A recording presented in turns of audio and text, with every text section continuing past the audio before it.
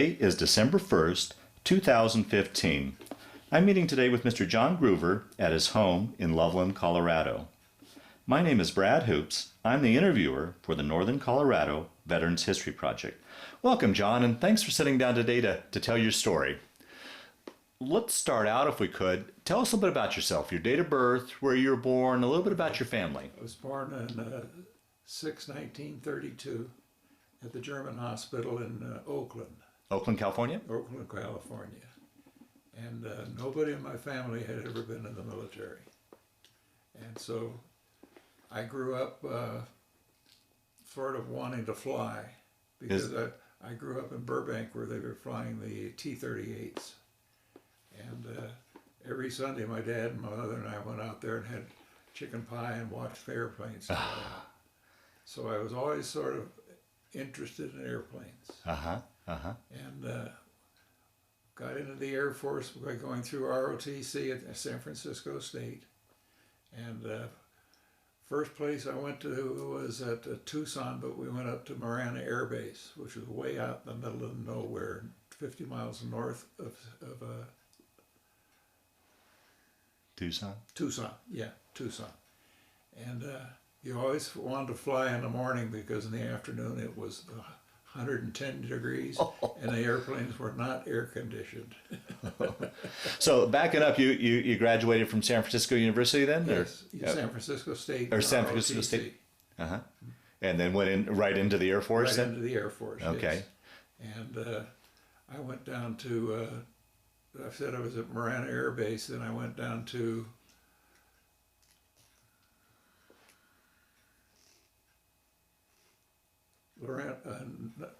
Laredo, Texas. Okay. And I got out on the, we're all lined up out there, second lieutenants, and here comes this first lieutenant with a big cigar and a Coke in his hand. Then they introduced me to the first lieutenant who was going to have three of us there, all three second lieutenants. So what do you want to fly? Fighters, fighters, fighters. What do you want to fly? Helicopters. Why do you want to fly helicopters? I said, I can get a job flying helicopters. I can't get a job flying fighters. Okay. So that's why I went into helicopters, and I flew them for 20 years. Wow. Wow. And loved them.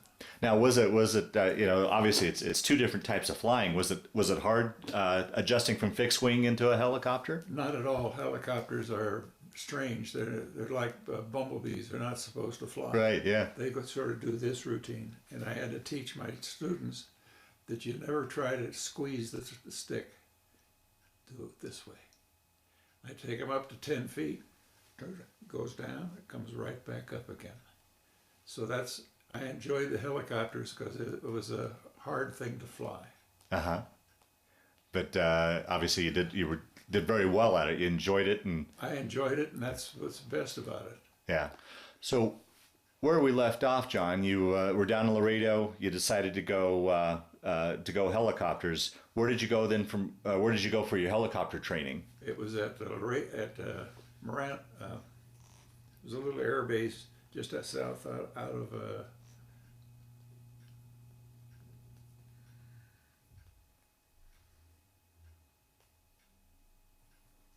what's the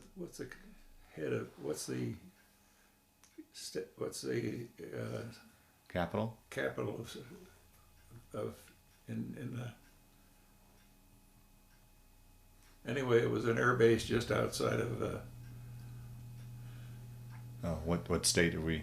we're in Texas. Oh, Austin? Austin, Texas. Okay. Yeah, just outside of Austin, Texas. Okay. It was just a little air base teaching helicopters, that's all. There was about 30 of us going through helicopter training.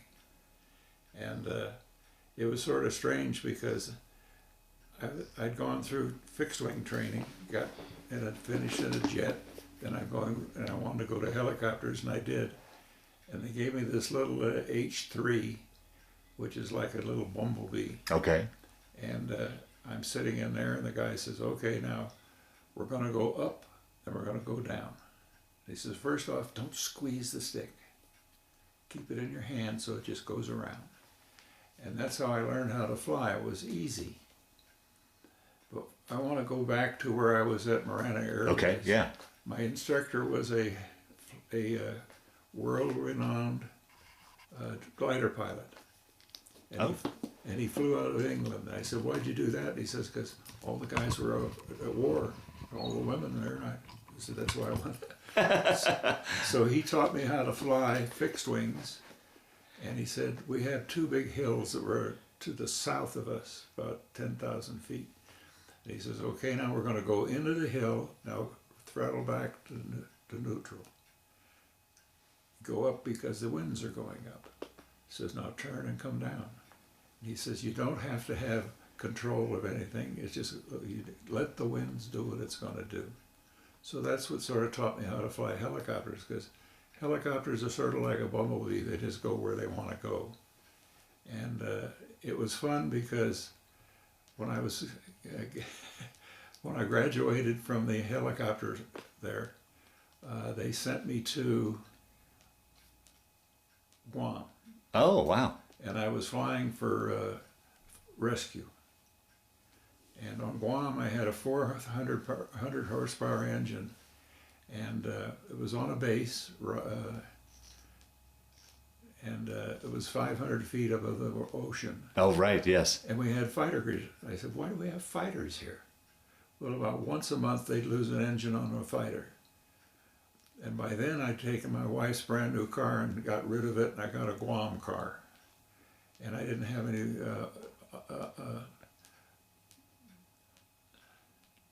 it was noisy as hell. Every time I had to go out or going through the officers, everybody's lights came on. "Oh crap, something happened. John's out there and he's going to go." And then one of the engines and one of the fighters stopped after it went off the edge. Well, I had a 400 horsepower engine. And we dropped a basket. We troll for the guy and he falls into the basket. Well, I couldn't pick him up because I didn't, so we had to go back and forth, back and forth, back and forth till I got him up above the cliff. Then we go back to the base there, and in between the runways they had grass strip and I get a pickup truck going down there, and I get above the truck and just roll the guy into the truck. Wow. And after the second year there, they gave me another helicopter that had 600 horsepower, so I could pick him up and bring him straight back to the base there. And that was first off, my commander then where I was, my squadron, I learned everything a lot. Every time I changed people, I learned something good from them. If I didn't like it, I just sort of threw it away. And so he was a great, and he says, "John," he says, "if you want to be a regular, just write a letter." I says, "I don't want to be a letter." Next year he says, "You don't have to write a letter, I'll write your letter." So I became, and then from there I went back to Vandenberg Air Force Base, flying on the base there because we had choppers, and when they were firing the missiles, the trains came down through the base, and to make sure they stopped on one end and stopped on the other end. Plus, we always had the Russian boats would come in too close. I'd go out and push them back, you know. Wow. And I did that for 3 years. And then when they had the missiles in Cuba. Oh, the Cuban Missile Crisis. Yeah. So they said, "Now you have to get your people off the base." So I told Fran, if I ever land in the front yard, just get the kids and jump in because we're going to go north. Because they had a 2-lane road coming out of the base going where they were supposed to go when they get off the base. And that was just, the traffic was just dead stop. So I says, just get I was drinking vodka at the time. I says, get vodka. She likes, I don't know. And I said, just get 2 bottles and we're going to get off the base. Well, it never happened. Oh, boy. And the missiles were the Atlas missiles. And the skin is about as thin as a piece of, about 36 inches. And I said, and we had them take off about once every 3 days, and half of them blew up before they got 600 feet in the air. And it was funny because I was flying when one of them blew up over the base, and all these things are coming down. We had a golf course, and here's three guys getting ready, and this thing goes ka-chunk. They kept playing. They just drove off and kept right on going. Because people were used to that thing blowing up on the base. Huh. Wow. And we lost, and the base had 4,000 civilians on the base working on the missiles. And for some reason, about after a year and a half of doing that, they said, John, we got a guy that's taking care of the officers club is an alcoholic. Would you like to run the officers club? Sure. So I went to run the officers club, and that's when I found out that officers are not gentlemen. Because coming down to my office, there was 3 telephone booths, and when the young guys would bring their girlfriends, and they're sitting in there, and I said, whoa, whoa, whoa, And when I was on Guam, I used to go down skin diving because that's what I loved it. And I was also a rescue diver. And I'll just digress that one Christmas, we got a call, and 2 young kids came on the bombers. They said, don't ever go out in the ocean, and don't go. They had freshwater caverns. And they said the 2 guys went into the freshwater cavern and they did not come out. So I got my co-pilot and myself, we got our tanks, and we went in there, and we took little strip where you broke them and they were light. Okay. We put a track in there. And these poor guys didn't have tanks. They went in and they went up, and they got less, and they were stuck up there and they died. So we put ropes on them, took them out, had the bags, and went back to the officers club, and I said, Fran, I can't go back, stay here tonight after doing that. But I enjoyed rescue diving. And I liked, on Guam you could go down 200 feet, and it was blue and white sand forever. Great diving. And I used to get really good shells.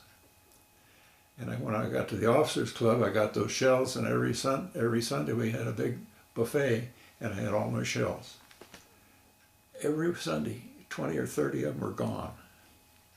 That's when and I also had one of my NCOs said, sir, we had a champagne fountain with sterling silver chalices. He said, sir, that colonel took one of those.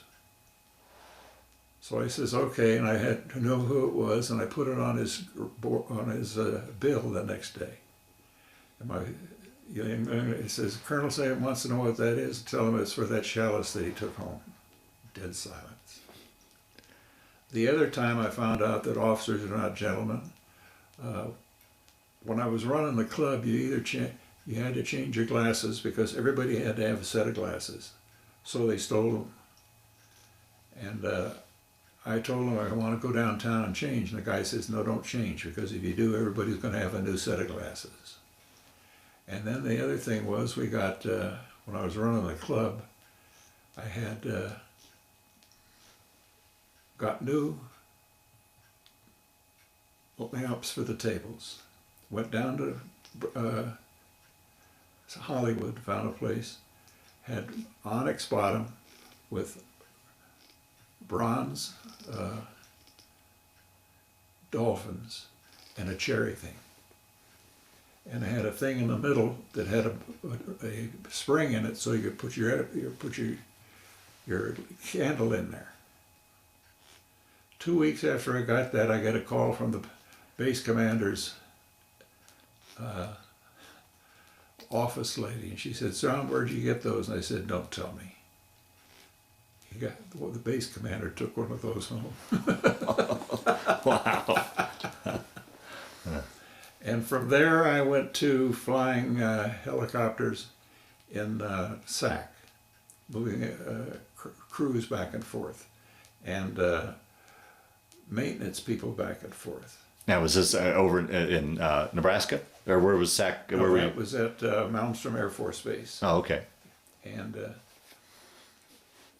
it was sort of strange because every one of us had our own crew chief, and we made sure that they kept everything well done. But some of them just didn't do it too well. And one time I was taking a crew out there, and I get this bam, bam, bam, bam, bam, bam, bam. So I had to call SOS, turned into the wind, landed it in the field out there. We went through about 3 barbed wire fences before it was just like a sled, just before I came to a stop.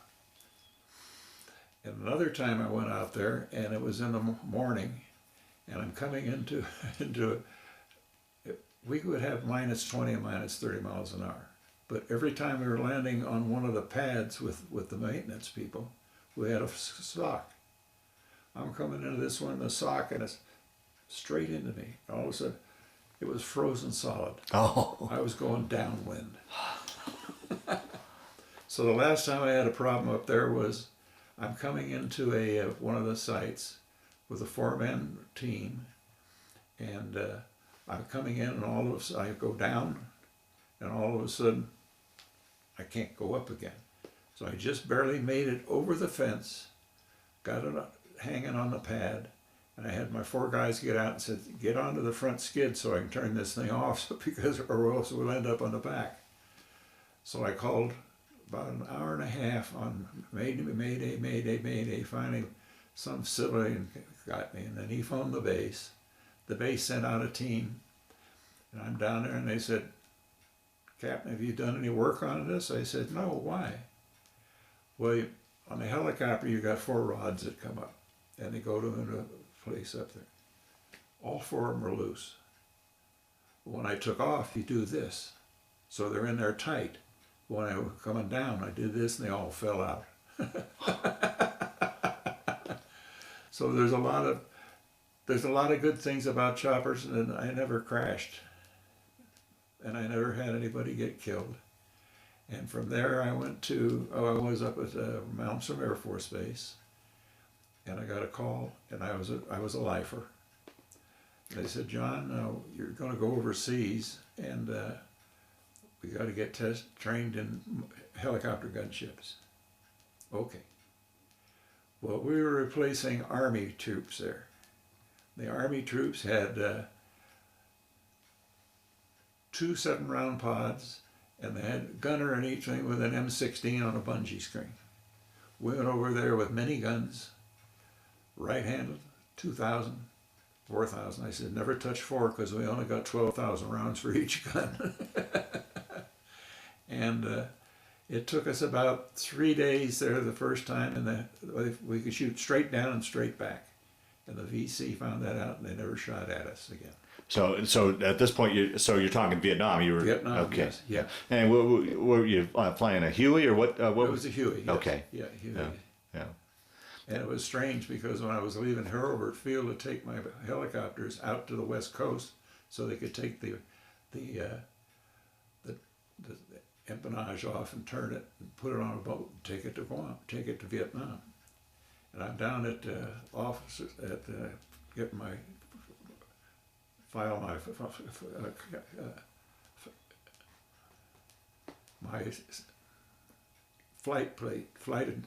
where I'm going to go. Uh-huh. And out there, I passed this airplane out there. It was a SR-71, leaking fuel like crazy. So I go in there, and there's these 2 guys in their suits.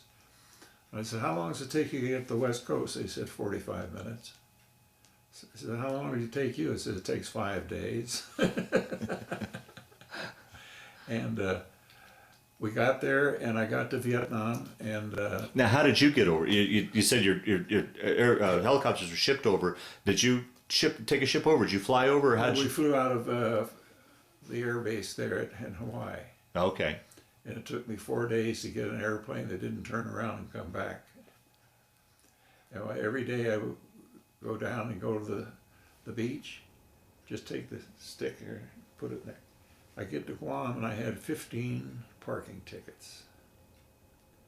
And they said, you have to come back and take care of that. I said, what are you going to do? He said, we're going to write them a letter and say, as soon as they send you a ticket, you'll come back. That was the end of that. Huh. But I flew, when I first got to Vietnam, didn't have my, what we call the Jesus nut to hold on the prop, the propeller. And so they sent me to Laos. Oh. To work for the, it was a 3-star retired admiral, to work for him, flying his choppers around. So, Now, was this all kind of hush-hush? Because we weren't supposed to be in Laos, right? No. Oh, This boy. is all hush-hush. Yeah. I'm flying in civilian clothes. I got about 6 plates over here for different countries. And why are you here? And I says, I'm lost. So the first time he called and says, John, you got to take me down to Saigon because I got to go to a meeting down there. So I land and he comes around the back. I said, don't let him get in it. He knows helicopters. I picked him up, took him down to Saigon. Here comes the base commander and he says, what the hell had you got on that? He had a can of white paint and he painted USN on the side of my helicopter. And I says, talk to the ambassador. I didn't do that. And then they got my Jesus nut and I finally went to Vietnam and we flew out of Cam Bay was my major base. And I only had two radios on board. And I'm supposed to be talking to a whole bunch of different people, so I phoned a friend of mine, and I'm waiting out there, and he said, John, the airplane's going to land. It was CIA, and they had a twin engine come in, put about 6 radios down there, and took off. Base commander said, who was that? And I said, I don't know, sir, that was CIA, but they brought me radios. So I had those put in, and like I said, I used to say if I could talk to Jesus, he would have heard me because I had so many radios on board. Hmm. And why did you have so many? Why? Well, because when you're flying helicopters in Vietnam, you've got to talk to the Green Berets, you got to talk to the VNAF, all I had was 2 regular you could talk to airplanes, but you couldn't talk to anybody on the ground. So I got all those radios to talk to people on the ground. And when we were working with the Green Berets, they were running commandos, VNAF commandos on special operations, black operations in VNAF. And so we'd take them, drop them off, then they get in trouble, and they said, we need support. Well, the first thing you do is you call down to the command post. We need support. They bring me F-4s. F-4s drop bombs from 3,000 feet. They couldn't hit they couldn't hit crap. So we wait till they run out of it. And I was working with special ops. We get the World War II airplanes that could carry napalm and 5-pound bombs. And before I left there, I was at the command post with a guy called Kittinger. And Kittinger is the first one that jumped out of a gondola at 150,000 feet. And he was a raven. I mean, he didn't care who he talked to. And we're flying B-26s out of there with 500-pound bombs. Well, B-26s had a twin, and if they have a problem, they've got to go up because they can't jump out. They got to fall out. So we get the frag from Saigon. We're carrying nothing but 2 500-pound bombs, 4 of them. We get this one, they want us to carry 2,000-pound bombs. And I call Kittinger, he gets on the telephone and he uses 4 little words, and he said, I want to talk to the commander. And they said, we got a colonel, and this guy's a major. You motherfucker, he went crazy. You're going to get my people killed. Well, we didn't know that. What are you doing fragging airplanes if you don't know what you're doing? So they finally got us some 500-pound bombs. And we did that for 10 months. So you were flying B-26s? No, I'm flying helicopter. Oh, okay. Helicopter gunships. Oh, okay, yeah. And it was strange because in the Army, helicopters, if they make a run, that's a sortie. In the Air Force, 20 days was a sortie. Really? Huh. So I got 800 sorties because we used to fly maybe 4, 5, or 6 sorties a day. Get rid of our ammo, come back, leave the engines running, get them all the rockets and everything else, get our machine gun, go back into flying. We flew about 15 hours a day. As you look back on that now, how'd you do it? I mean, both physically and mentally, that had to be taxing. It had to. Well, no, you've got so much adrenaline going. You don't care. Huh. You just want to get back out there, get back out there, get back out there. What was it like at night when it was peaceful and you're laying in your cot and you had time to decompress and think about that day sort of? As soon as you hit the cot, you're out. Really? Yeah. Yeah. Huh. And we had an officers club there that was run by the VNAF, and they had a Green Beret that was running the whole thing, and all the supplies that came through from the coast up to the highlands came through there, so they had to stop them at night. And we got fresh lobsters, fresh fruit, fresh everything. And it cost us $1.50 a day to eat. What were your living conditions like? Were you in tents or Quonsets? No, we were in Quonset huts. Okay. Yeah. Yeah. Like this. Yeah.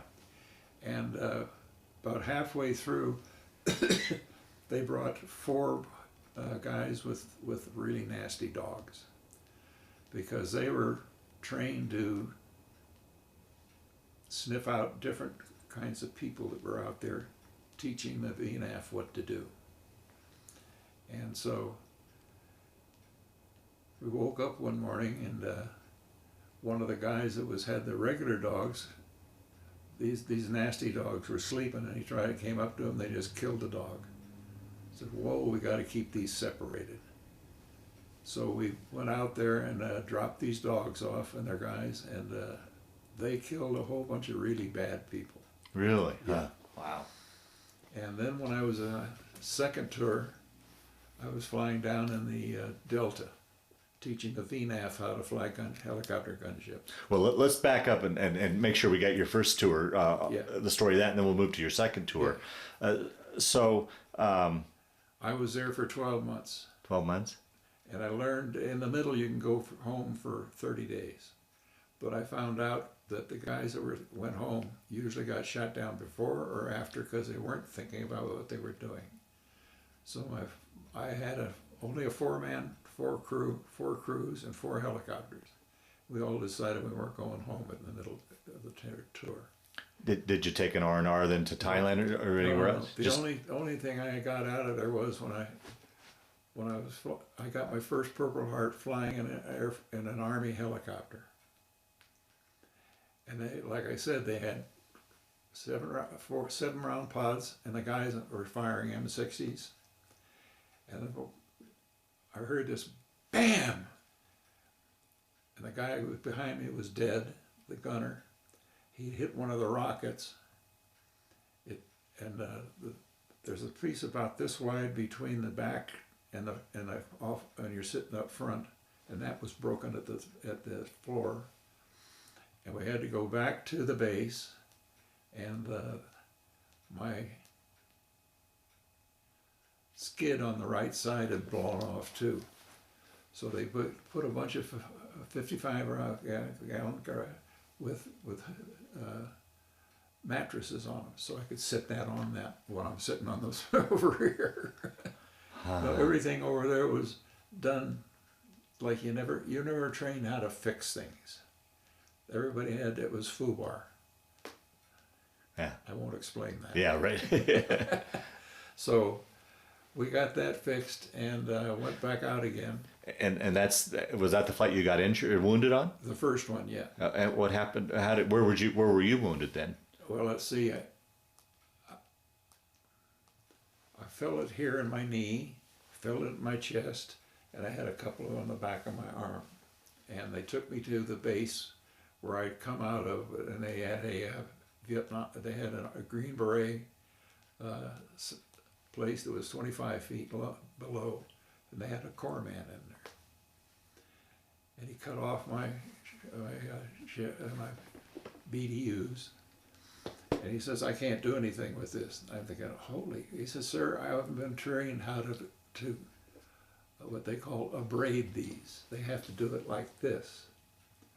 So they put me on a new set of uniforms, took me down to a MASH unit, and I get in there, and they take me into this huge, it was another,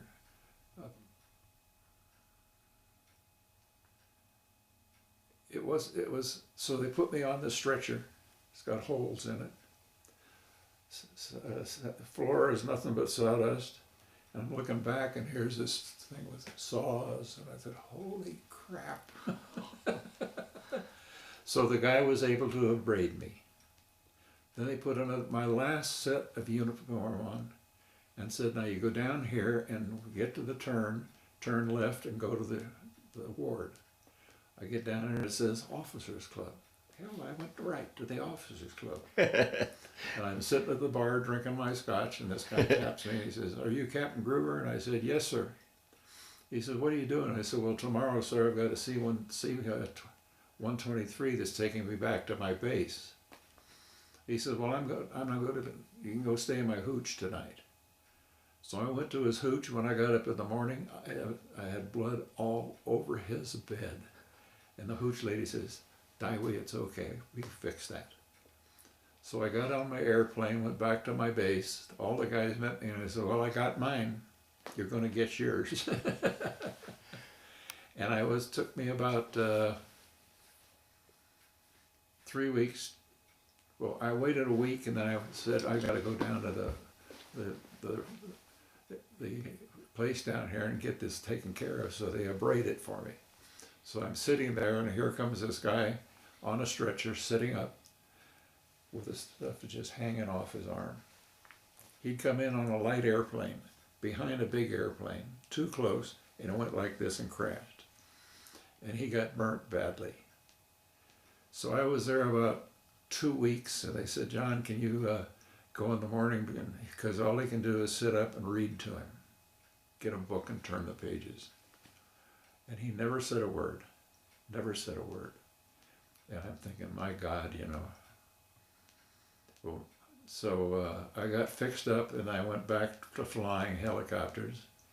And I ended up, after a year, went back to Herbert Field, training other helicopter gunships.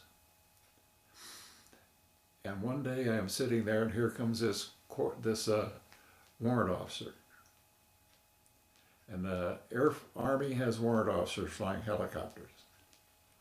And he was strike. I mean, you could shave yourself on the straight creases on it. He said, sir, you flying helicopter gunships? And I said, yes. He said, can I fly on one? I said, sure. He calls his brother, his twin brother. I said, what are you guys flying? Loaches. I'm going, holy crap. Loaches were small helicopters that had lights on them. They fly low till they get shot at. Then they got the gunships are behind them with no lights on, and they kill them all. Okay. And I'm thinking, he's never going to live. And I never bothered to get his name because I knew that both of them were going to die. Hmm. So after that, I went back for a year at Herbert Field teaching helicopter gunships. Then I went back and I was flying in the Delta.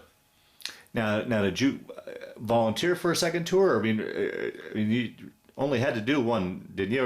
Or did you volunteer for that second tour? Sure, you always volunteer. Really? Yeah. I was a lifer. So I went back for my second tour flying in the Delta. And I got a call that the Marines were down in the Delta flying helicopters. And I go down there, and I'm not there more than 30 minutes when the siren goes off and says, we got to get in the bunker, sir. So I'm going down the bunker. Looking on both sides are 19 round pods going down the sides. I said, what are those? Well, they're only good for one. I said, no, they're not. So I got 8 of those and took them back to my base, put them on my helicopter so we could have 19 round pods on each side. Well, little did I know that in the regular helicopters, when you push right, it comes out of the right pod. You push left, it comes out of the left pod. Little did I know that the ones that the Marines had, if you push the one, it comes out of both pods. So I pushed it, it came out of both pods and went, bam, went like this. Found out that the missile had hit my bottom hinge on my door. So we took a big hammer and took a piece of 2x4 and drove it in that thing. That's what you did in those days. Wow. It was just high tech. That's right, high tech. And then I didn't find out till after my second combat sortie. We found a bunch of NATO rockets there. They have 200 little pieces of metal that has fins on them. And they come out, one of those could cover a football field. Huh. So I fired that, they both come out in front, sensed each other, blew my windshields out. I said, get those things out of here, we gotta tell them we got it. You know? Wow. Now, as the pilot, did you operate the rockets, the machine guns, or did your co-pilot? Who did when you? Well, I operated the machine guns. No, but because my machine guns were operated by, I had an armament man and a crew chief, and they fired the guns. Oh, okay. Okay, but I fired the rockets. Oh, so you flew and had to fire rockets as well. Yeah. I would think just flying a helicopter is enough, but to have that extra duty of firing rockets. Well, you know, it was strange because when we were flying ourselves in the first tour, we went out 3 rockets, 3 guys at a time. And the guy goes down, and I said, turn left, because I'm going to fire under you to the right. That worked twice, and the guy, all of a sudden I fired a rocket, he went the wrong way, and I closed my eyes and said, holy shit, hit the goddamn coot, the water underneath him, and bounced over underneath him. I told him, if you ever do that again, I'm going to kill you with a rocket. Wow. And then that's when I went to, let's see, when I was wounded, they sent me for a week to R&R in Hong Kong. So you got the second wound, then? No, the first wound. Oh, okay. They sent me for a week to Hong Kong. Okay. Stayed in this first-class hotel, and went to every day. We had a guy that played the piano, and they had tea, high tea. And I finally met this guy that was there, and he was a person that was supposed to take care of us, the wounded. And he said, would you like to go downtown, sir? And I said, yeah. So they got me a walker, and I go downtown. And in Hong Kong, it's Chinese. And when they have a new store there, they go up about 4 stories and start hanging firecrackers all the way down. Oh, jeez. So I'm going down there and suddenly, whoa!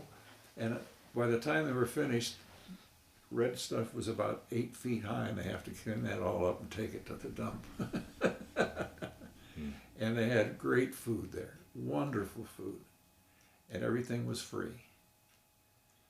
And I was in the mainland, and they had what they called a 15-cent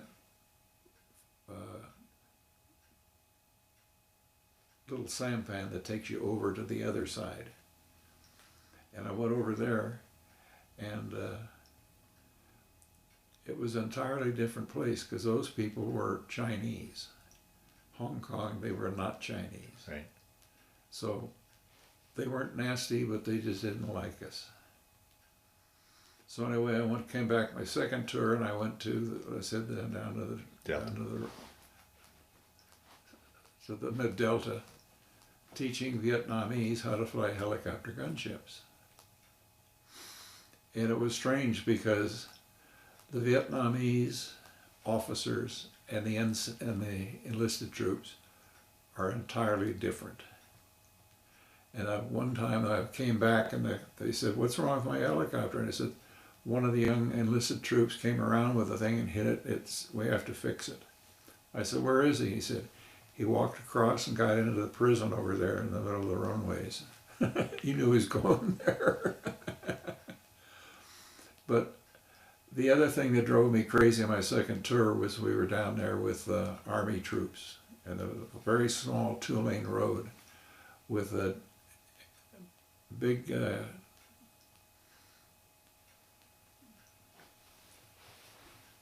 deuce and a halves. Okay. And they used to like to drive the VNAF people off the road. They'd go, "Phew." That was fun. And I finally got to the American commander down there, and I says, "You know, this is what's going on?" He said, "No." I said, "We better fix it because my guys they're going to take care of their VNAF people. We're going to have a fight, and everybody's got guns." So we got that taken care of. And then I did that for a year, came back, and then I was sent back to SAC, flying people out to the sites again. I did that for about 12 or 13 years, and I ended up staying at Hill Air Force Base and teaching gunships there. And they had tanks out on the place out there where you could shoot at them. Well, half of our ammo didn't work, so they put them back on us again. Jam. So I started dropping all the jam stuff in one of those tanks. And one of the guys that had the sheep out there got a hold of the people and said, "What are you doing?" I says, "That's bad ammo. I just get rid of it." "What do you mean it's bad?" I said, "It jams the guns. It takes me 15 minutes to get the gun back again because I had two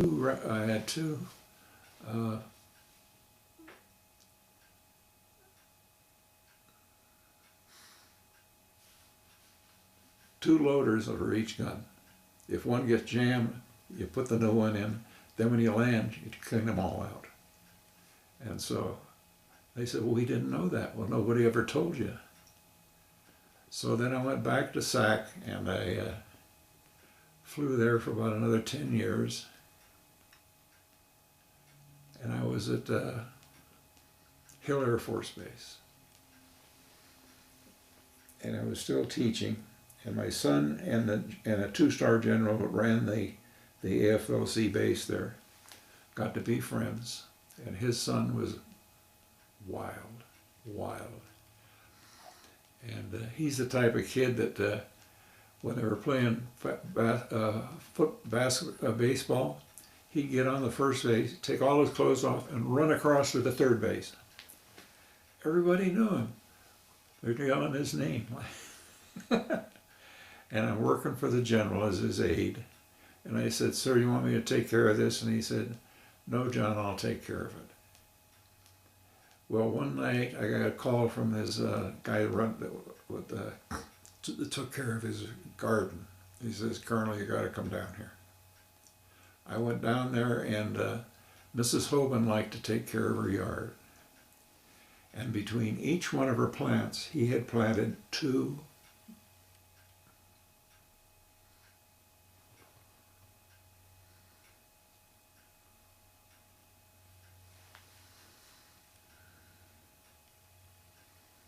marijuana plants. Okay. Oh, geez.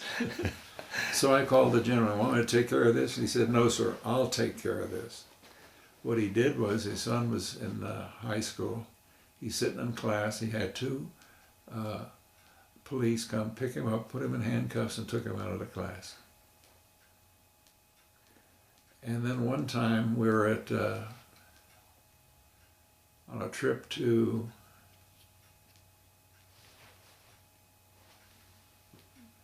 let's see. I was still working down at Malmstrom Air Force Base, And we took a trip to Biloxi because he wanted to go down there and play golf. So we went down there, got a nice little place, and he loved to play golf. And he hated to lose. Well, he had about a 6 handicap, and I had about a 3. And I want to digress because we went to, at the end of the war, we went to Hong Kong because Lockheed had a place there to rehab all the airplanes were getting out of Vietnam. So we get to the west coast, and he said, "John, go up there and punt, and I'll get the place where we can play golf." Well, I could putt. He said, "Get off the damn putting green." So I said, "What's your handicap?" He had a 6. He says, "I got a 12. "What'd you give me?" He says, "I got a 6. I said, "Sir," he says, "I'm a 3-star general. I can do anything I want." And we went from there to Hong Kong. And Lockheed put us in nice places, and we stayed for about 3 days, watched what was going on and how they rehabbed the airplanes so we could get them back out to. Some of them came from Australia, some came from a different other country, so we had to make sure they went back to where they came from. And so at the end of that, I went to, became the aide to him, and he got promoted to 3 stars, and I said, "What do you," and he had a beautiful place at Wright Pat, which was the headquarters of AFLC, which did all the fixing of all the airplanes. Now, I think I told you he came up from 1 star to 3 stars. I mean, 1 stripe to 3 stars. He hated officers that could not do what they were supposed to. So I'm there at AFLC, and he said, "John, we got a problem with the F4 engines. Go get the colonel." I go down there. He's got a desk, not a piece. I said, "Sir, he needs to know what's going on." He gets on a telephone and phones down to where they're fixing the engines. Has no idea what's going on. So I come back up and said, "Sir, you don't want to know." "Yes, I do." "No, you don't." I said, "Sir, he had to phone down." He phoned down to where they were fixing the engines. I said, "Yes, sir." He got on the phone. He says, "Colonel, pack up your bags, get off the base. You retire tomorrow." Wow. He was tough. And once a week, we got on, at midnight, we got in his car and went down to where they were working, fixing radios and fixing all kinds of stuff. And he liked to talk to the enlisted troops. And so we went down there, and we went into one of these places, and there was a staff sergeant. Says, "General's on fire." He said, "Sergeant, where's your master sergeant?" He said, "Sir," he said, "you're not going to get in trouble." "When's the last time you saw him?" I said, "I haven't seen him in 3 weeks." "Where is he?" "He's at the NCO club, sir." "That's where he goes every night?" He said, "Yes, sir." The next day, the lieutenant that ran that was gone. And then another time, we had the bomber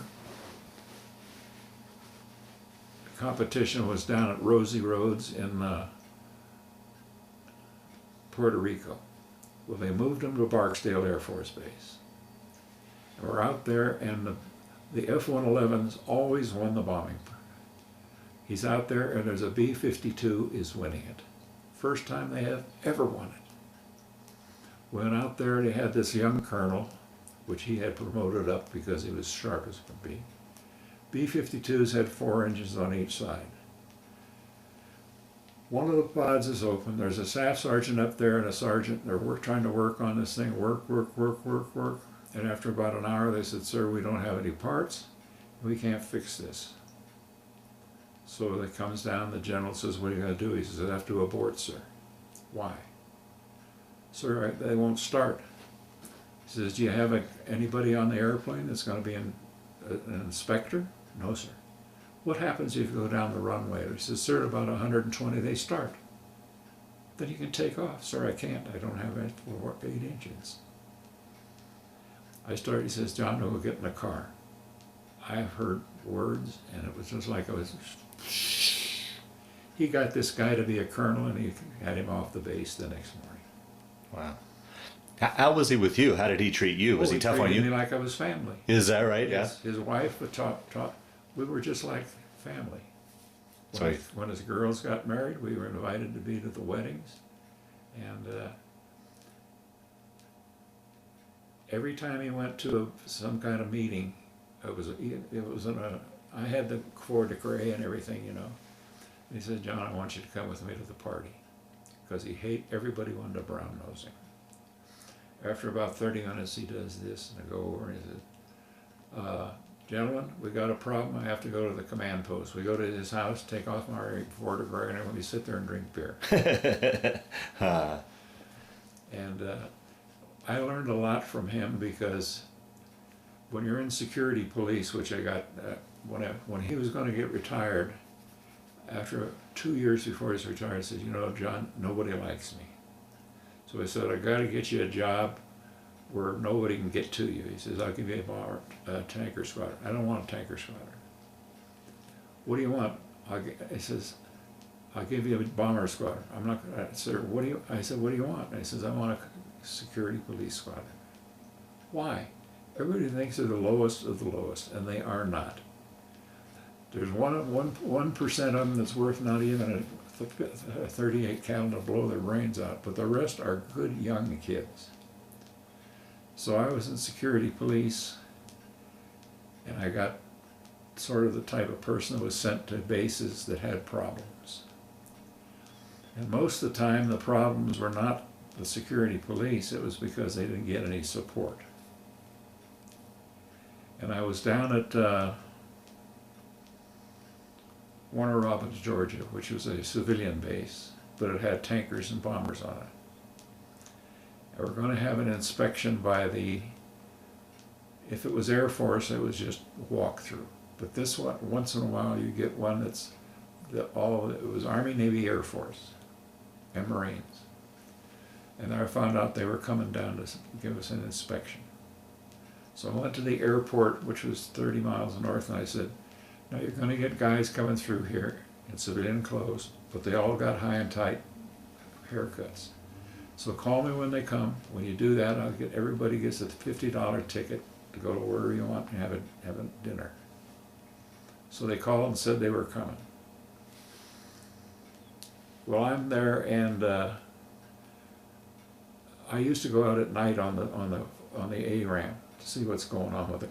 And I went out there one night, and my sergeant said, sir, had a young kid, and I go out there, and he says, stop. Who goes there? And I said, Commander of the Air Security Police. He said, sir, put your badge down, back up 10 feet. You do.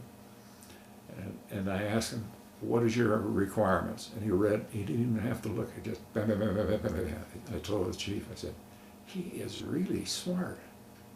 So the next night I go, and I hear this voice, and I said, is that the same one you showed me last? And they said, yes, sir. Well, they used to have a guard behind the airplane. All of a sudden, they get us a small pickup truck that goes back around and everything. So they said, sir, you got to come down here. It's midnight. I go up there, and they had a little tower. I'm looking down there, and this thing's going round and round and round. Both guys are in the back.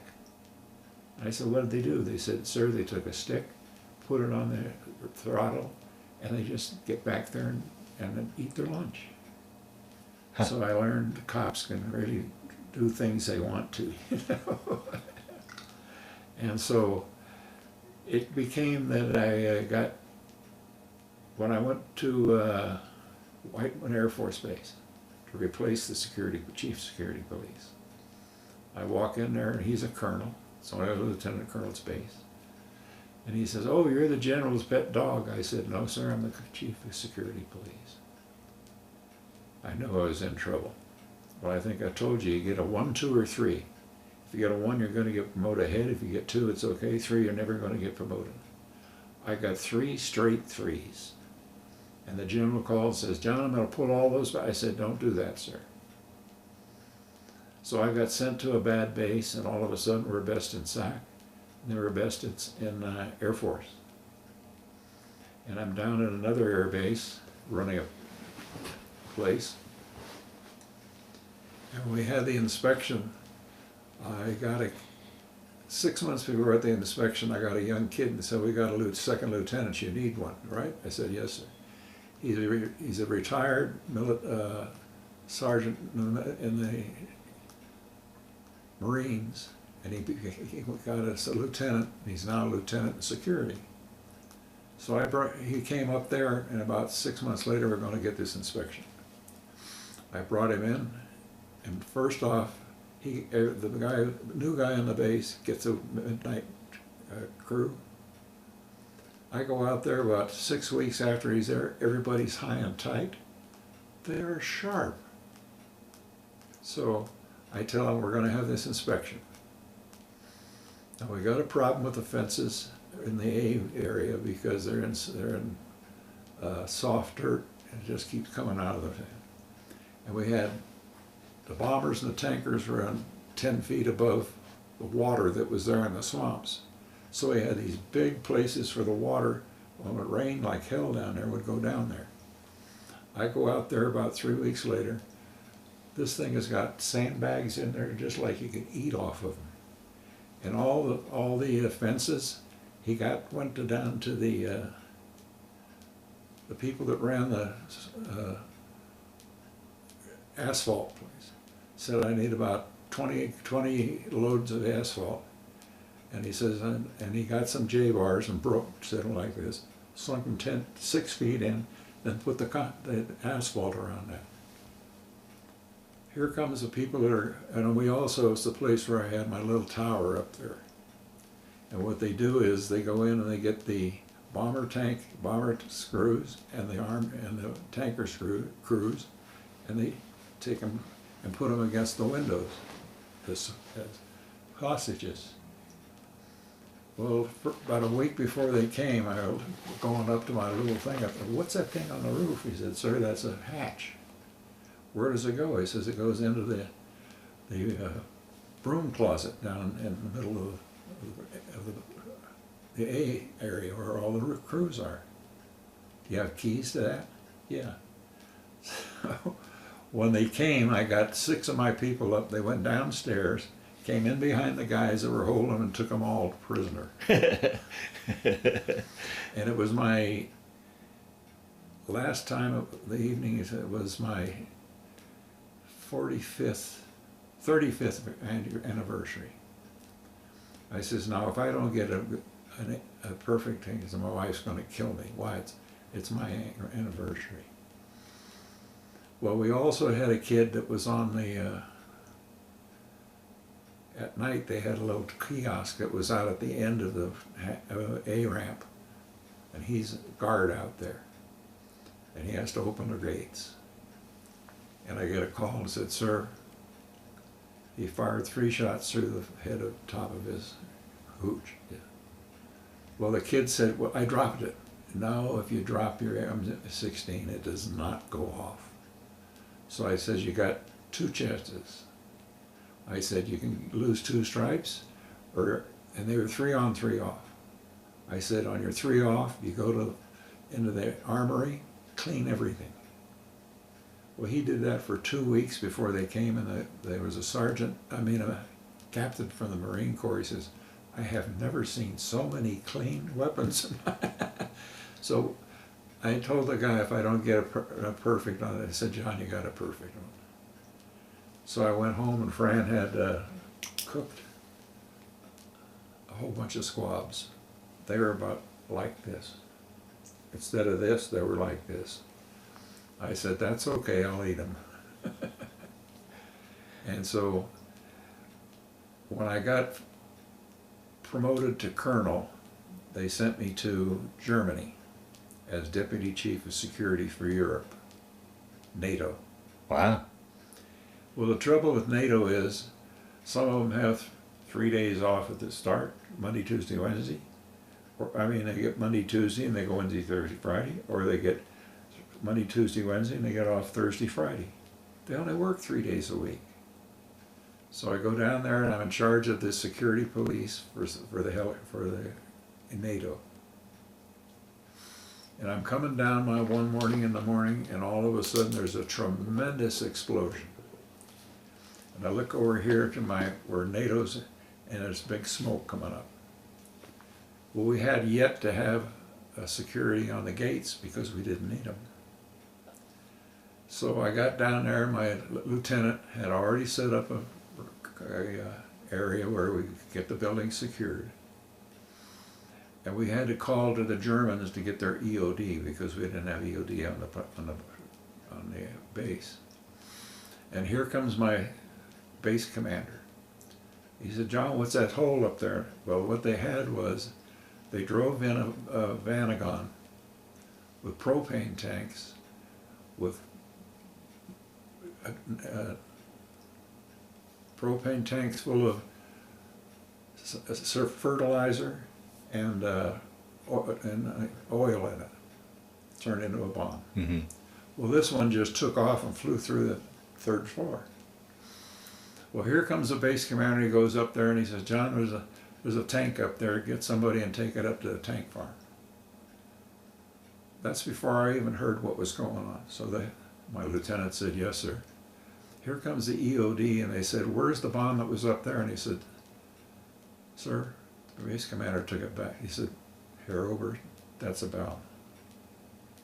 So I got a 2.5 truck, put half sand in it, took up there, put it in there, covered it up with sand, and I'm driving to go down across the end there to the other side where they can blow it up. I'm going in the tank, and I call a tower and says, "Sir, we got 2 F4s coming." I said, "Send them around." I said, "They can't do that." I said, "I got a bomb in the back of my goddamn," and here comes the base commander, and he said, "John, I'll take care of that." He sent them around. We're over there, and we blew that thing up. And I took the wing commander over there, base commander. I said, "Sir, that was a bomb you set up there." He turned white. Who had brought in the bombs? Who was The Germans. It was Baader-Meinhof. They were nothing but bad guys. Okay. Wow. And after that, we had we had security on the gates. And I got a lieutenant and 10 German police that were on the gates. And he said, "Herr Obers, would you like to go to lunch today?" I said, "Where do we go?" I said, "We go to the," what they call it, it was like a place where everybody ate. And he says, "Now I want to tell you something." He says, "The people that work on the base, the Germans, they go to work at 8.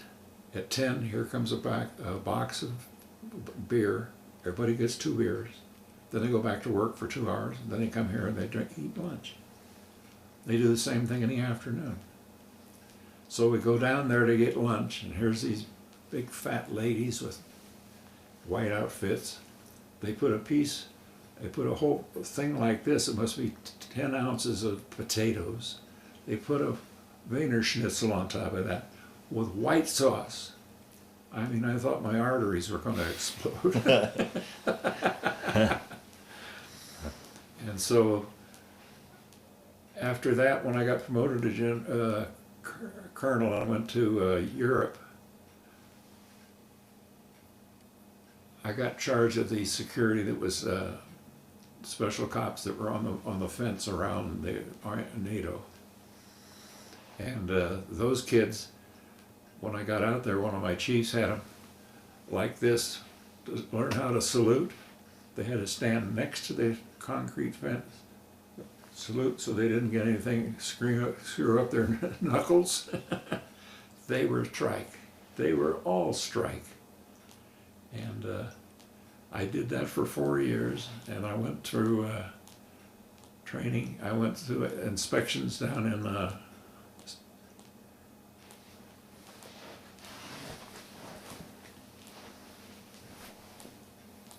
in Italy.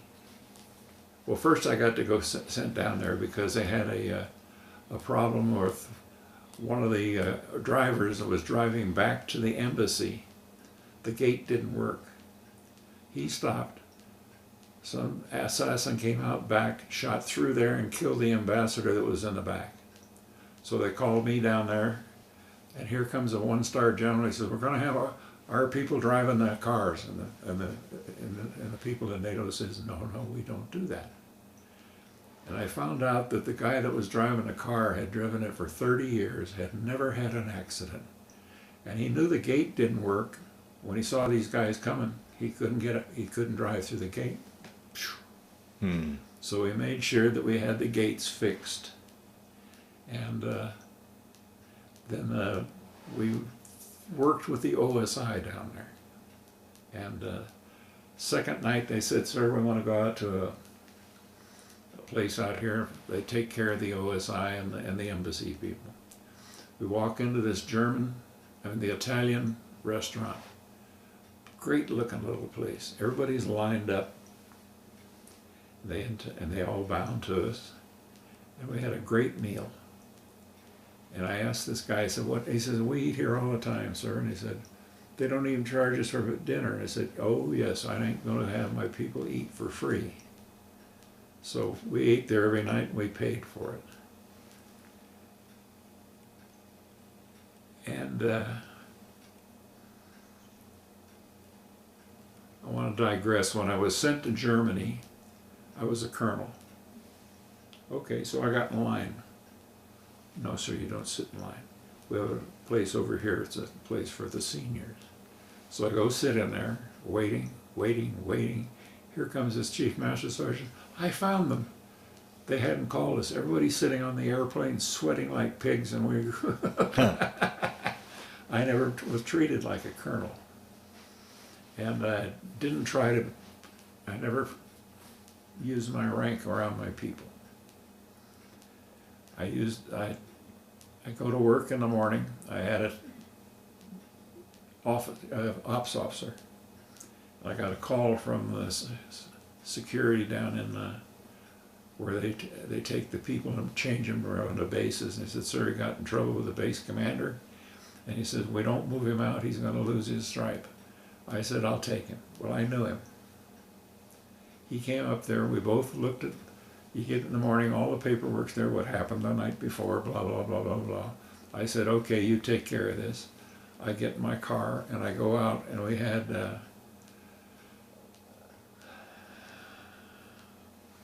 we had 8 bombers on there and 8 tankers. And all the bombers had their bombs on board. So I got a call one night and said, sir, we got a problem in the A tank, in the A area. Somebody had gotten into the AR and beat the hell out of the front of the bomb. So here comes the chief, deputy of SAC. Said, John, I want everybody 12 on and 12 off till we find out who did this. Well, I finally found out it was the crew chief, female, she was pissed off about something, so she did it. Well, as typical SAC, her father was the tanker squadron. He got fired. She got court-martialed. And I said, sir, this is all, he says, I don't care, I want to keep it on, 12 off. I said, sir, these guys are dropping like flies out there. He said, okay, 3 more days, and then you can take them off and go back to regular. Because we worked 3 on and 3 off. So after that happened, I got to the point where I was 30 years, and I went to have a graduation, or a retirement. They took this big hangar, and they had different squadrons out there, and lo and behold, there was a whole battalion of Green Berets, because I'd worked with them for years and years. And it almost brought tears to me. Oh, wow. Wow. So I went out there and went through that, and Fran and I got in the car and left, and there was a big fire. It had been a big storm over there, and there was So there's the rainbow. I told Fran, I said, God, I hope there's a job at the end of that rainbow. Well, at that time down at in Albuquerque, on the base there, they had where the headquarters security police was there, and they had a place you could go looking for jobs. So I went in there and I said this, and they said, John, we've got people coming from the West Coast, and they want to talk to you. Okay. Well, I'm going to get $45,000 a year, and I didn't know what the hell I was going to ask for. They said, John, we're going to start building security police systems so we can see what's going on at the posts. We're going to have a camera at every post, camera at the headquarters. Then we're going to take all of those, put them together in the hangar on big screens. We're going to show everybody what's going on. Okay. Blah blah blah blah blah. And they're going to be at Santa Barbara. They said, what do you want? And I said, 45,000. They said, okay. So I show up in Santa Barbara in my coat and tie, and they said, no, we don't wear coats and ties. So I took my coat and tie off, and I still had my, I said, no, don't worry about that. So I go in and see the guy that's the commander. He said, well, John, welcome. He said, what did they tell you? And I said, sir, they said they'd give me 45,000. He said, well, I wouldn't have done that, but they said, that's fine. So I'm out there about 6 months, and we have 3 different guys that are civilians working with guys that are retired military. And I could always tell what the military had for lunch because they wore their ties, and it was always on their ties. And we had this one kid that was in there really smart, and he showed up in flip-flops and shorts and a t-shirt on. Well, we're getting a company that's coming in from Southern California to get some contracts about security. We're sitting there, and here's this guy goes by, flop, flop, flop. And I close the window, shades, you know. And we got a contract to build the systems. By now I'm in retired, and I'm in the office there in Albuquerque, and I'm trying to get figure. And I got it down as low as I could, and I found out that my boss had retired, and he put in about 2,000 less than us. I also found out that they didn't put all the requirements in there. So I went to my company there, and they said, no, John, we're not going to. I said, sir, we can get that. No, we don't do that. We don't do that. So I just said, that's it. And I retired, and I went to, I want to be a teacher. And I went to talk to some of my friends who were teachers and said, no, John, you don't want to be a teacher. Why? You can't talk to them. You can't, you can't touch them. You can't badmouth them. You just got to send them down to the headquarters, you know, to the principal. That didn't do any good. That's okay. You can't touch them. So I went to work for a company down there that was a non-profit organization making houses for poor people. And we got 1%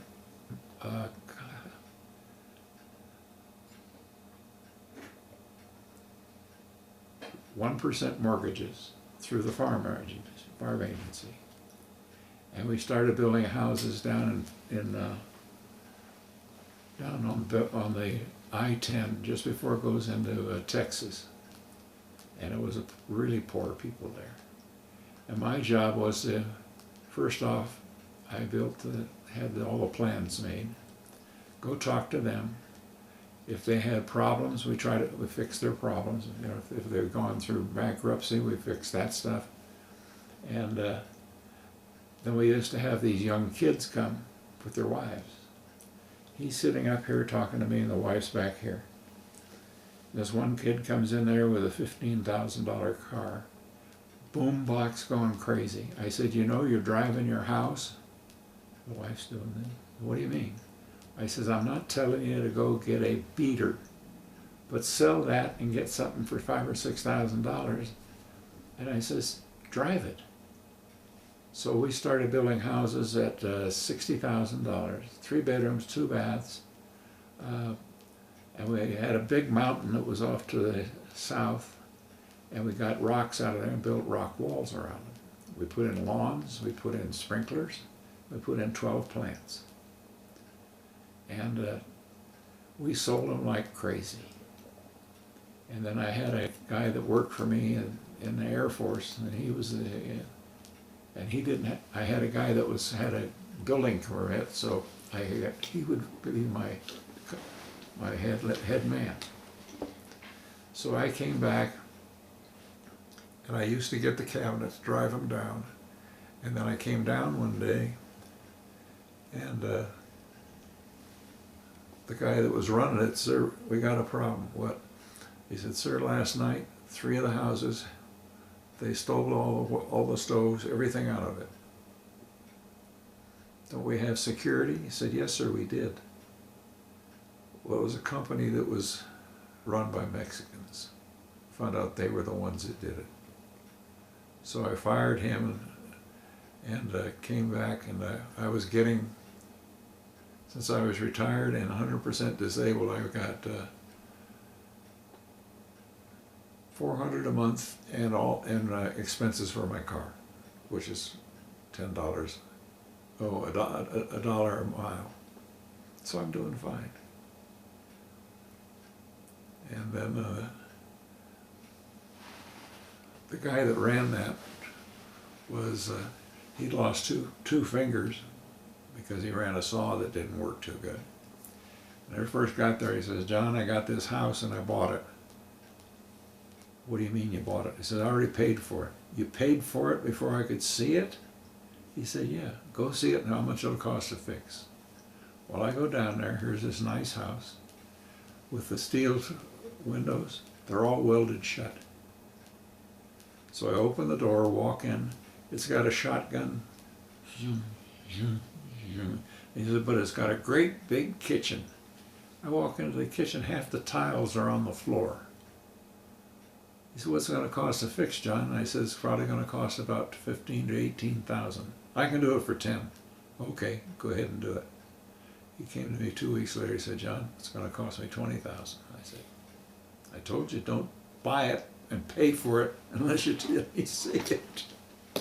So that's the last time I did that stuff. Then I retired. Retired. Well, let's back up. I want to ask you some questions. You talked about your 100% disability. You said that's related to Agent Orange. Can you tell that story and how that came about? Well, I was starting getting pins and needles in my feet. I mean, it was really bad. And I was walking with my wife through Macy's one night, and I just said, "I can't go any further." So they got me a wheelchair. Then they sent me to the VA, and the VA said, "Sir, you got neuropathy." And you got, "What's that?" He said, "No feeling from your knees all the way down to your toes and both legs." Well, that doesn't bother me. I still have my little walker over here, and I got my wheelchair in the car. But, and that's when I found out, after they had that problem on the East Coast with the VA, they're not all that way. The one in Albuquerque was the best I've ever seen. I mean, they really took care of you. In fact, they had everybody that, you go in there and you sign in, they get you a wheelchair, take you where you're going to go. They don't get paid. They're all volunteers. I had this lady pushing me around. I said, "How long have you been here?" She said, 15 years. She said, "My husband did it for 10 and he died, and I'm still staying here." And then first time I ended up in the hospital there, I had gout. And I was in my bed downstairs, and I'd crawl to the bathroom down there, pull myself up, sit on the pot, get down, crawl back into bed. I felt terrible. So they VA got me a ambulance, took me to the VA hospital. Took about 2 hours. I said, "John, first off, your blood count white is very high, and we can't do anything till we get that down. And we'll give you some pain pills." So they took me upstairs, and I was in there for 5 weeks. And the guy's up there every morning cleaning the floor. I said, why do you do this?" He said, "I like working here." He said, "I like working with people that appreciate it." And everybody in that hospital was the same way. But the one on the East Coast just Yeah. ruined Yeah. everything. So so everything's related to Agent Orange. Do you That's remember? right. Do you remember being when you were exposed to that? What Yeah, happened there? What happened was when we were flying from Cameron Bay up to my bases in the Highlands, we were flying in what they call ranch hand, which sprays the stuff. But the way they weren't spraying it, but was still leaking out of the pipes above us. So then I went there and I got my little walker and went downstairs and I said, "What do I see about my feet?" And the guy, big black guy, said, "What? Were you exposed to Agent Orange?" And he said, "That's it." Wow. Wow. Well, and the VA just recently has admitted that the Agent Orange did that because it would cost them billions and billions of dollars because they had guys come back and get kids with spina bifida, just terrible. Wow. And you were wounded twice. You talked about your first wound. How did you tell the story of how you got wounded? You got your second Purple Heart. The second one was on in the second tour down in the Delta. Delta. And I'm riding with this guy on the side over here, and he was a pretty good pilot. Some of them were crappy pilots. In fact, I came in one night, and we're coming back in, and he's flying the airplane. We're coming in down the runway, pull over into here's these guys up here fixing A-110s to send them out. I said, "You see those airplanes? High. You see those airplanes?" I went up and over them. They got their Jeeps out there going like this, So I went to see the guy that was the head of he said, "We call him B-52. He's terrible." But anyway, we were flying low level at night, and we took a couple of hits from a 50 cal, which blew my windshield out and blew his windshield out. Thank God I had my visor down. He didn't. And I got shrapnel in here and shrapnel in here. It didn't bother me, but that got a Purple Heart. Yeah. And he did not want to fly anymore. I said, "You have to fly because you have to get money for your family." So I took him out and allowed him to fly. He wasn't very good, but he was still better than most of them. Because the VNAF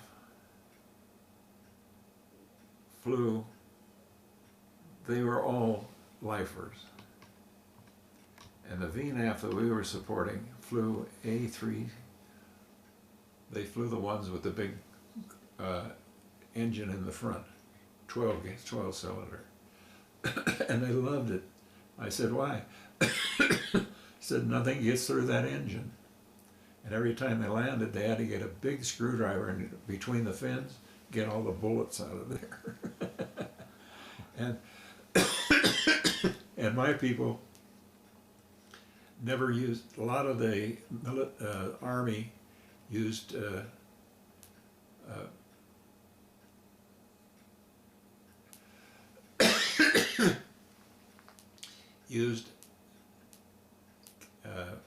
things that showed how long they were going to be there and when they were going to get out. They'd cross them off. All right, calendars. And the head of the VNAF came and said, "Sir," I said, "please don't do that. My people have been here for 6 years. They're going to be here till they die." So I told my guy, I said, "Okay, that's fine." So we didn't do that anymore.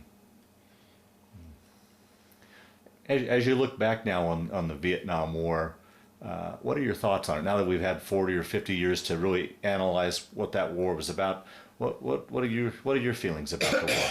Well, first off, it was screwed up by the people in Washington. When they were flying in with bombers, they weren't allowed to shoot at anything that was around a mosque or around a Buddhist place. Mm-hmm. You couldn't shoot there. They're killing us all the time. And they went into North Vietnam, a place called Mig Ridge. They went in there for 4 friggin' years the same way every day. And I flew into a base that was down close to Saigon when I'm going down there, and there's nobody in the officers club. And I asked the guy that's running the bar, and he says, "Go out there and look, sir, and I said, "There's a big wall there. They lost 50% of their airplanes every friggin' day because they're going in the same way." And finally, one kid went back to a lieutenant colonel and said, "Sir, I've got a new way to go in there." They stopped losing airplanes. It was so simple. But in those days, everything was run from Washington. In fact, when I came back, they said, "John, we got a new job for your air helicopters." He said, "We're repositioning supplies inside of Russia through the Russians. And we're going to have you go in your helicopters." And it's a 2-star general. I said, "How am I going to get there?" So, "We're going to tow you in." I said, "Sir, you can't tow me in." "Why?" "I have to have my props going all the time to keep me in the air. You can't, I'm going to be going down. I can't get all the 600 miles back there." He looked at his people, and his people said, "Oh, shit." Huh. Wow. But the people that work there and the grunts, in fact, when we were refueling, we'd go back to a guy that's in a pit with rubber bladders full of fuel. He's got red from the red laterite, and he's back there just smiling. And I says, "What do you?" He says, "I love it here." "Why?" He says, "Because I'm taking care of people." And 99% of the people were that way. But I have the people that were the grunts and doing their things, they did it because they were supposed to. They never complained. But the people that were running the goddamn place were stupid. They did everything like they did in World War II, did in Korea. You know, if it worked there, it'll work here. No, it doesn't. It's a new war. So you had that to face, and then on top of that, you had with the discontent back in the United States. How was that? How did that play on you with the Well, first the divide in the country? Well, what happened when I got my first Purple Heart, this guy came that was working for a newspaper. He says, "What are you flying?" I says, "I can't tell you." "Well, where were you when you got shot down?" I said, "I can't tell you." I said, "What are you doing?" I said, "I can't tell you." "In other words, you're not going to tell me anything." And I said, "That's right." Because I hated the goddamn press. Yeah. Hated it. They never put it, they just put in there what they wanted to put in. And on my second tour, I had a guy that was an Australian guy, and he reported it like it was. And one of my trips down there, took a .50 caliber to the back and killed the gunner right in front of him. And we had to come back, and he'd take the 3 guys, get the stinger at the back, put it down, get a big fire hose and clean everything out. And I said, "Okay, let's go." He said, "I can't." I said, "You want to see the war?" He said, "Yes, sir." But I said, "I can't do that. I can't see that again." But when you see it, you take care of it. Yeah. And how was that for you? You did 2 tours, so I mean, you're into the war zone, you're out of the war zone, you're back in and out. Was that an adjustment when you would leave NAM and come home, and vice versa? How was that adjustment going from civilization to a war zone? The only person that was had a hard time doing that is the wife, because she's taking care of everything while you're gone. Yeah, yeah. And you come back and you want to take care of it. And we were briefed that you can't just jump in and do that. So it was between the husband and the wife. It was tough. Yeah, yeah, yeah. Well, let's talk a little bit about meeting Fran and wooing her and getting married. Talk a little bit how'd you two meet? We met in high school. Oh, you were high school sweethearts? Yeah, I was down in Southern California. She was at Walnut Creek in Albuquerque High School because her father was a coach there. So I came up from Southern California with my huaraches, a big GA, black leather shirt, you know. I'm a gangsta. I show up at this high school, and here's the kids. All the guys have Pendletons and fancy shirts, and they're driving new cars. I got a 1936 Ford three-window coupe, and I rebuilt that. And little do I know it's worth a lot of money, but I just fixed it up so I wanted, you know. And I got my only parking ticket driving home from school one night.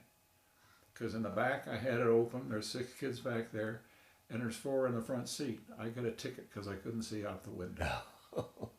So my dad had to drive me, because they wouldn't allow me to drive, 40 miles north, and this guy is teaching, and he had a broken leg and a broken arm. And he'd been a motorcycle cop in Oakland.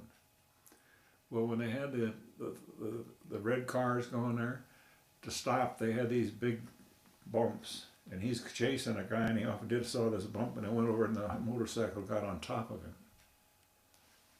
And so he was really good. I learned a lot from him about how to do things and not do things.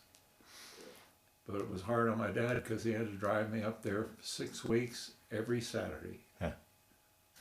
Wow. And my dad was, let's see, when I was a kid in high school, I weighed 130 pounds, and I was about 5'8", just skinny as a rail. So I couldn't play football. So I started playing wrestler. And then I met Fran when I got up there, and I got a little bit bigger and a little bit stronger, and we started going out. And her father, when I met her, 1952, he had a flat top, and it was hard for her to get anybody want to go out with her because he was tough. Every time we went out, he said, "John, you got to have her back by 10 o'clock." I said, "Yes, sir." So Fran doesn't like to say this, but we'd stop about 15 minutes early, have a couple of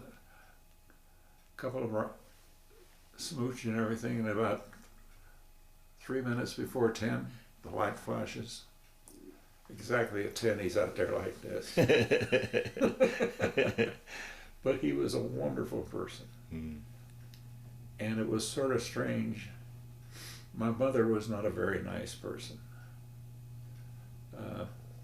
I don't know why, but she was constantly berating my father. When I was about 15, we're at dinner, and she's just really going after me. I said, "Mom, why do you do that?" My father says, "I can handle it, John." Well, he retired and went to work for a paint company. Like I said, he was about 5'10", weighed 120 pounds, and he could carry 2 5-gallon pails. And he never forgot anybody that came and what they'd used. As soon as they walk in, he brings them 2 big 5-gallon pails. And he could do a lot of good stuff. I don't know if I told you, but I never knew I had a grandfather, because my mother and grandmother would not talk about his divorce.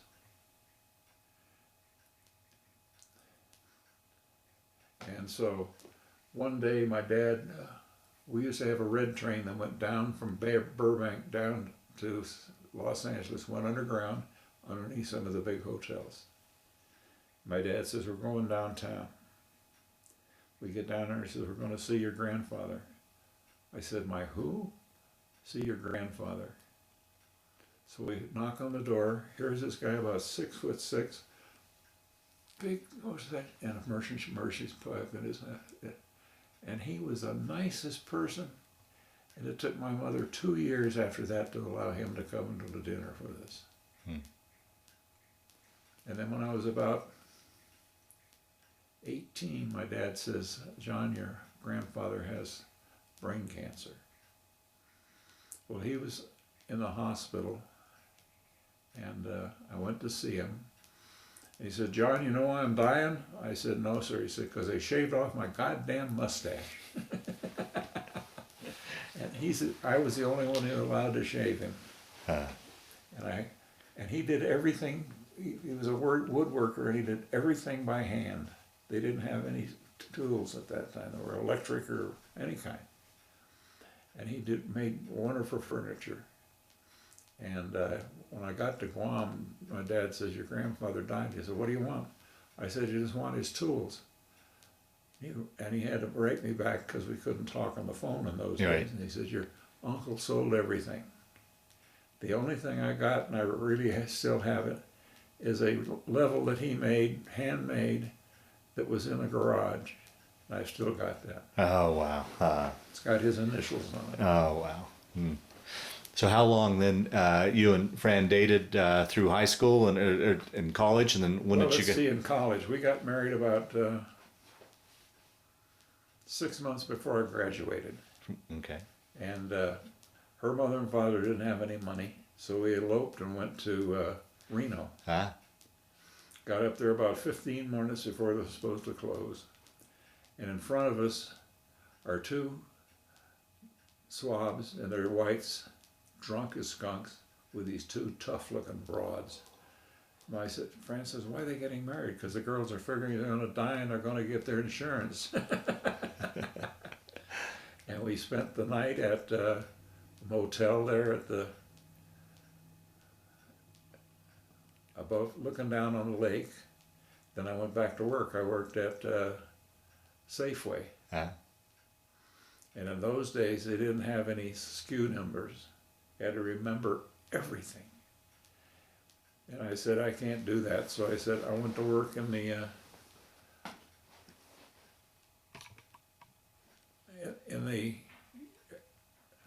place where they have all the fruit and fruits and everything. That was great. Except one night I came home and I had all kinds of, they said they had something on the strawberries that wasn't supposed to be there. So I got hives all over me. Hmm. So then you graduated and then went, and she followed you as you went through your Air Force. I went down to San Antonio. Yeah. Was down there for 4 weeks learning how to march, even though I'd been in ROTC. And they had the cadets there. And at 6 every morning, we didn't have to get up till 7. At 6 every morning, they came by screaming, "Good morning, sir." And I'm walking down the street one day in my uniform with my second lieutenant bars.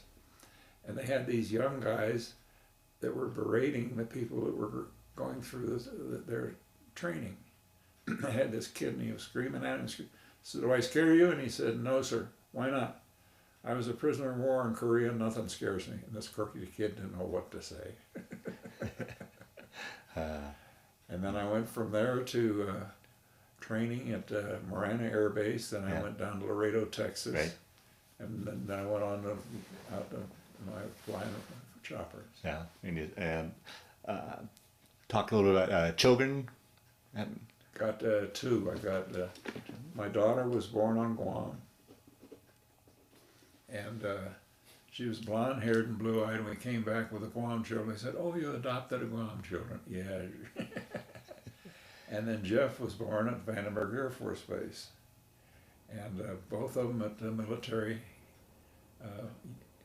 The one on Guam was really bad because you never knew who the guy was going to be. But at Vandenberg Air Force Base, it was really nice. And so the kids grew up very well. Yeah.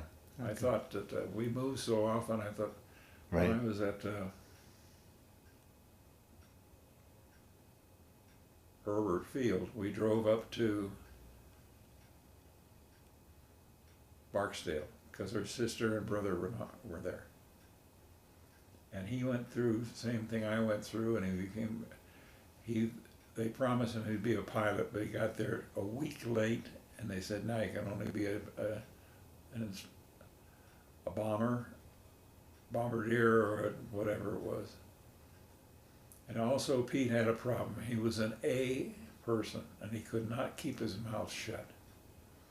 And he didn't make colonel.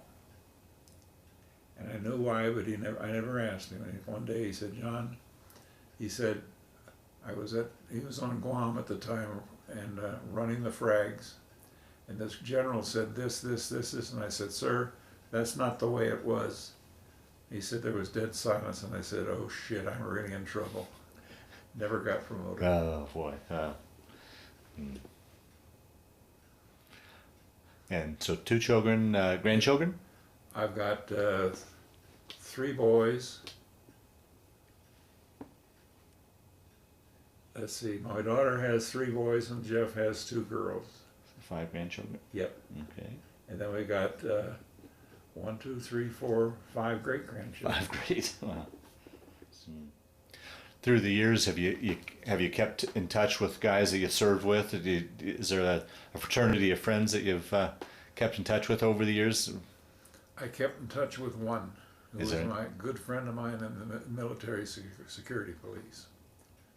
He'd been married 7 times. He said, no, it was only 6 because I married the same girl twice.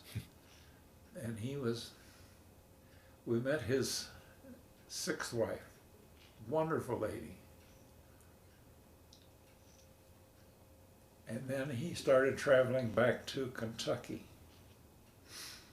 Well, he met this lady back there that had a big farm, a lot of money. And he brings her to the house in Albuquerque.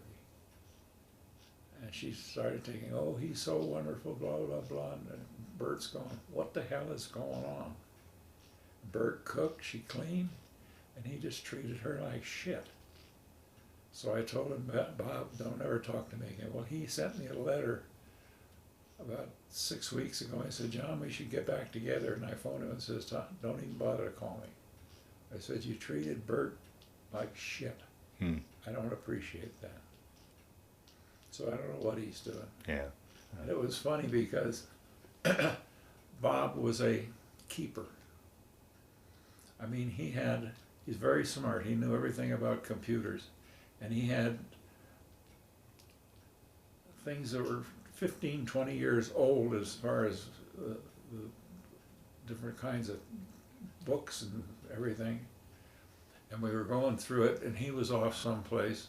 And we have to clean up the place where all the stuff was. She said, just throw it in the trash, he won't know.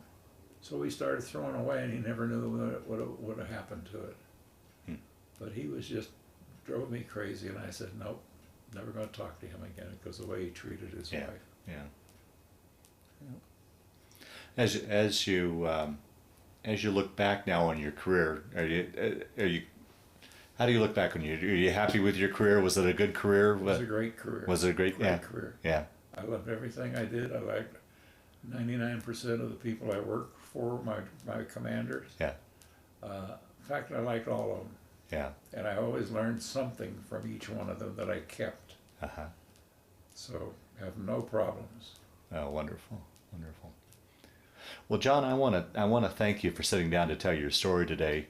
But just as important, I want to thank you for your service to our country. That's what I was supposed to do. Very good.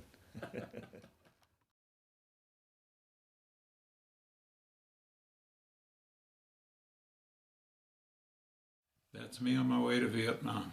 You can see I'm high and tight. That's Fran and I had dinner before I went to Vietnam. Oh boy, that must have been tough to leave her behind. Yep. That's me. This is Jeff. That's my oldest granddaughter in the Coast Guard. That's me. That's Fran.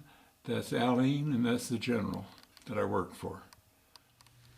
Yeah, I made that helicopter as a Christmas gift for my father several Christmases ago, and he had that wonderful black and white picture of his crew, and it gave me the idea to build a model of the Huey, and make it as close as I could to the photograph, and then build a little case for it, and thought it came out pretty nicely. Oh, very I nice. really like the photograph in the back. Yeah, yeah. It's neat.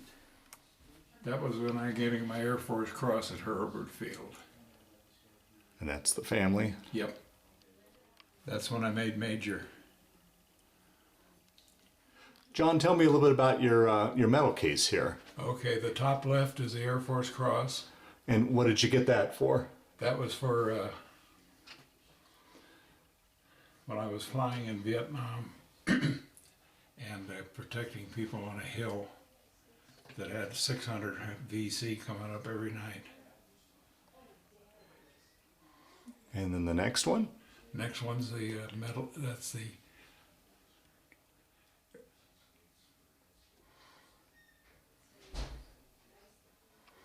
don't even remember what that one Is is. that a flying cross? No, yeah, that is a flying cross. And do you remember what that was awarded for? No, that's just what you got for so many sorties. Oh, okay.